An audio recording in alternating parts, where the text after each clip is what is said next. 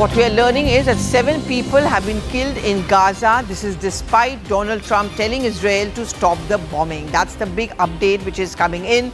Does this put the entire peace talks process into a bit of a tizzy and jeopardy? I think Siddhant Mishra should be joining us anytime now to give us all these details. We're going to wait for Siddhant to join us, but meanwhile we have already recounted the various points on which the Gaza peace talks have been monitored. But for now, what we are picking up is that 7 people have been killed in Gaza. Now, Siddhant is with us. Siddhant, is this to be expected? Are these the teething problems? And do you think it's going to start having an impact on the entire process of the so-called Gaza peace talks?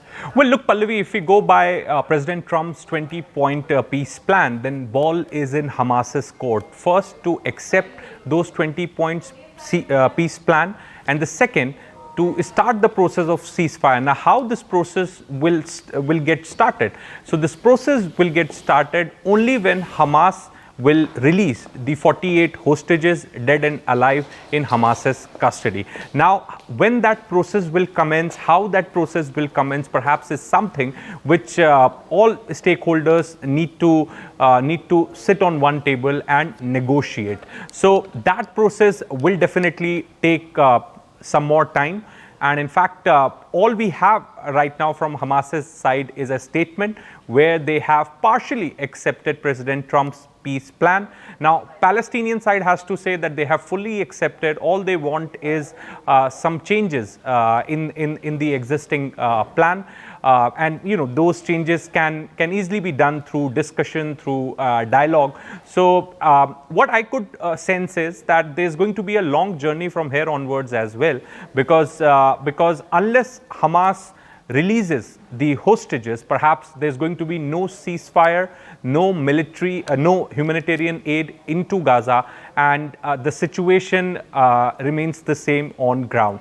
So it is very important for Hamas, not just the statement, but they should also be doing something tangible in days to come if they want permanent ceasefire in Gaza. And now we're getting to know, in fact, this is what the international media outlets are reporting, that 7 people, Pallavi, have been killed in Gaza despite Trump telling Israel to stop bombing. Now, we had a statement this morning from Prime Minister of Israel, Benjamin Netanyahu's office, in which there was no mention of ceasefire, there was no mention of humanitarian aid being allowed inside Gaza, etc., etc. All Prime Minister Netanyahu said in that statement, his office rather said in that statement, that we are ready to implement the first stage of President Trump's Gaza peace plan. So as we were discussing before also this morning, Pallavi, that there are a lot of problems, there are a lot of issues. Gaza, Hamas has issues on a lot of points in that peace plan: disarmament, role of governance, role of Hamas in the governance, then a role of Tony Blair, etc., etc. And unless Hamas fully accepts this peace plan and negotiates with Qatar and Egypt, and the date is finalized for the hostage release, till then we cannot expect any kind of a ceasefire in Gaza. Okay, thank you very much, Siddhant, for putting that into perspective.